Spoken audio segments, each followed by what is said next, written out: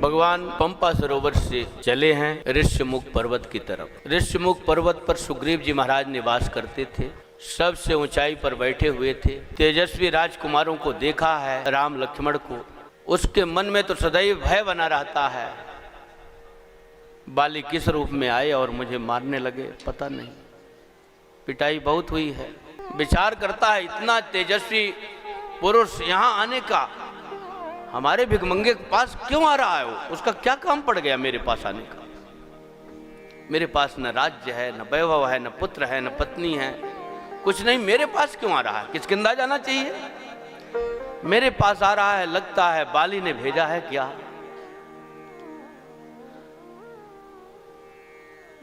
बाली ने मुझे मारने के लिए तो नहीं भेजा। इतने तेजस्वी पुरुष मेरे तरफ आ रहे हैं। हे हनुमान, जाकर के भेद लो, कौन है, कैसे आ रहे हैं? बट रूप देखते जाई, ब्राह्मण का वेश बना करके, बटुक का वेश बना करके देखो, ये हैं कौन? श्री हनुमान जी महाराज ब्राह्मण का वेश बना करके जा करके पहुंचते हैं। हे श्यामल गौर शरीर वाले राजकुमार, तुम कौन हो? क्षत्रिय रूप में इस वन में क्यों घूम रहे हो? आपके इतने मनोहर और सुकुमार शरीर वन में घूमने लायक तो आपके नहीं दिख रहे हैं शरीर। किस कारण से आप वन में आए हो? यहां वन के गर्मी, सर्दी और बरसात के त्रास को झेलते हुए आप कैसे यहां घूम रहे हैं? आपको देख करके मुझे लगता है आप त्रिदेव में से कोई हैं, ब्रह्मा विष्णु महेश में से, अथवा संसार को तारने के लिए जगत के जो कारण हैं जगदीश्वर, वही इस धरती का भार उतारने के लिए राजकुमार के रूप में प्रकट हुए हैं। श्री हनुमान जी महाराज कपट भेष में आए हैं, इसलिए ठाकुर जी उसी तरह का उत्तर देते हैं। बताते नहीं है कि हम भगवान हैं। कहते हैं मैं दशरथ जी का पुत्र, बड़ा पुत्र राम और मेरे छोटा भाई लक्ष्मण है। मेरे साथ मेरी भार्या पत्नी श्री जानकी जी भी आई थी, लेकिन निशाचरों ने उसका यहाँ हरण कर लिया। मैं उसी की खोज में यहाँ वहाँ घूम रहा हूँ। छोटे में हनुमान जी का राम जी का मिलन हुआ था। कैसे हुआ था? राम जी बहुत छोटे थे, बोलने आता था और चलना आता था, इतने छोटे थे। बस एक बार रोने लग गए। बंदर को देखा, एक मदारी आया और केश को नचाया। एक दिन एक मदारी आया, निप के द्वारे केश नचाया, बंदर को नचाया तो राम जी महाराज मचल गए। मुझे बंदर चाहिए, मुझे बंदर चाहिए, बंदर चाहिए। चक्रवर्ती सम्राट श्री दशरथ जी महाराज बहुत सारे बंदरों को ले आ करके देने लगे, लेकिन तदप न लेत रुदन पुण्य लागे, लेते नहीं है, रोने लगते हैं। श्री गुरुदेव भगवान कहते हैं मुझे कुछ समझ में आ रहा है। किष्किंधा में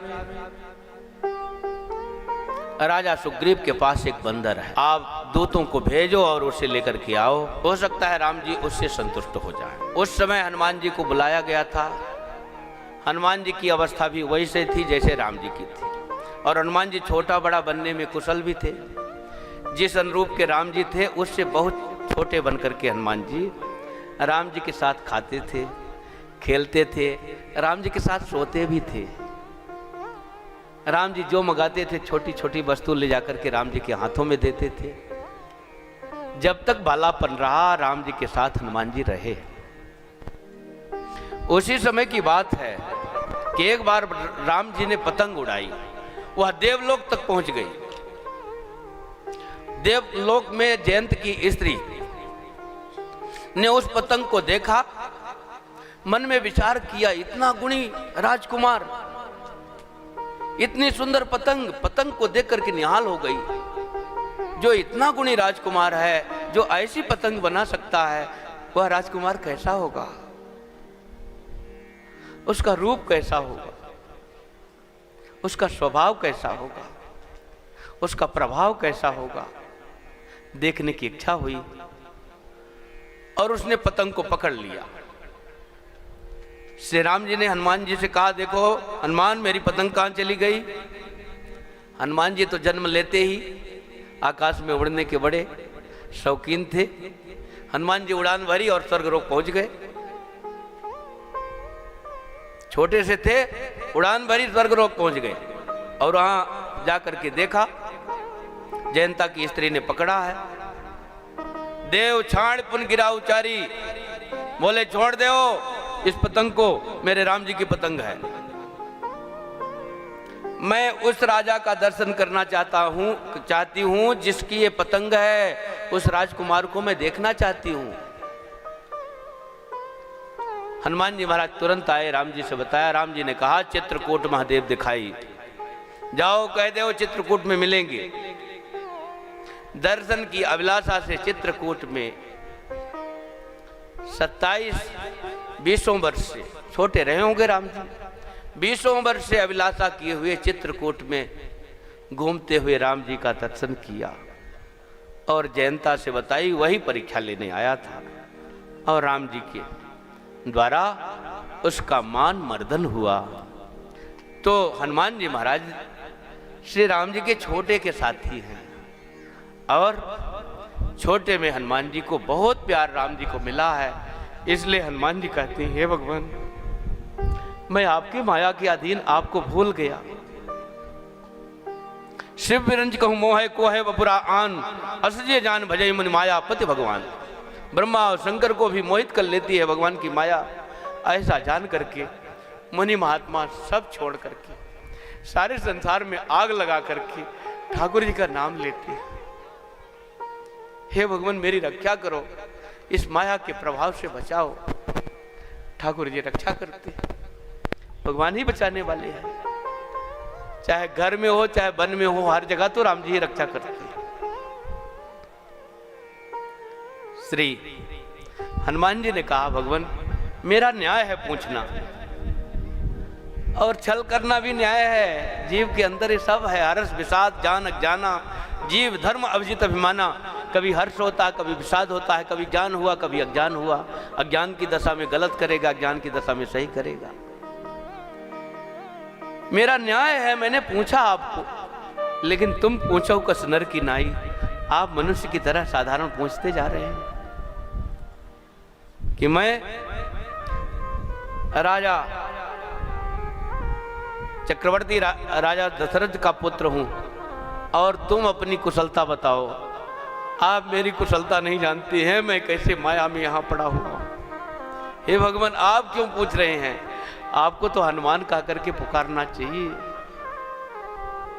निज तन प्रकट प्रीत और छाई, प्रेम से जब भर गए तो दुराव दूर हो गया और अपने शरीर में प्रकट हो गए हनुमान जी महाराज। तब रघुपति उठाए और लावा, निज लोचन जल से जुड़ावा। जब अपने शरीर में आए तब राम जी ने अपने अश्रुओं से उनका अभिषेक किया, उठा करके हृदय से लगा लिया और कहते हैं, चिंता मत करो, तुम प्रिय लक्ष्मण थे दोना, तुम मुझे लखन लाल जी से दोना प्रिय हो, अथवा दोना, तुम और लक्ष्मण एक ही हो मेरे लिए। दो ना, दो नहीं है, एक ही हो। कई प्रकार से व्याख्या करते हैं और कुछ लोग कहते हैं कैकेयी का अंश लेकर के भगा था एक चेल, तो वह जाकर के अंजनी माँ के जवाई ली, वहाँ छोड़ दिया। वह पहुँच गई गर्भ में और राम जी महाराज जिस खेर से प्रकट हुए हैं उसी खेर से श्री हनुमान जी महाराज जी प्रकट हुए हैं। इसलिए राम दूसरा आई, मानो दूसरे राम जी ही हनुमान जी हैं। बोलिए भक्तवत्सल भगवान की जय। लखन लाल जी जिस खीर से प्रकट हुए हैं, जिस खीर से भरत जी, जिस खीर से शत्रुघ्न लाल जी, उसी खीर से लखन लाल जी प्रकट हुए हैं। मानो 5 भाई हैं राम जी। बोलिए हनुमान जी महाराज की जय। हनुमान जी की कथा और कथा सब ठीक है। हनुमान जी की कथा क्या बात है, राम जी से जुड़ी हुई है। राम जी की अतिरिक्त हनुमान जी का कोई अस्तित्व नहीं। हनुमान जी महाराज इतने अनन्य भक्त हैं कि राम जी के अतिरिक्त उनका कोई अपने आप का अपना अस्तित्व नहीं समझते। श्री हनुमान जी महाराज ने कहा, हे भगवान, एक आपका दास है, यहाँ पर्वत में निवास करता है, सुग्रीव नाम है, उस पर कृपा करें। राम जी को पीठ में चढ़ाया, राम लक्ष्मण को सुग्रीव के पास गए। सुग्रीव ने अपने आप को धन्य समझा। पहले 7 ताड़ थे, उनके माध्यम से परीक्षा लिया राम जी की, और जब राम जी ने एक ही बाण में सबको ढहा दिया, तब देख अमित बल बाढ़ी प्रीति, बाल बधव इन भय प्रतीति, विश्वास हो गया बाल का वध करेंगे। अपना सारा वृत्तांत बताया। राम जी के पूछने पर राम जी ने संकल्प ले लिया, सुन सुग्रीव मारी हो बाली हैं कहीं बाण, ब्रह्म रुद्र शरणागत गए नरबरहि प्राण। राम जी ने संकल्प ले लिया, सुग्रीव को भेजा। सुग्रीव ने जाकर के ललकारा। बाली चला मारने के लिए।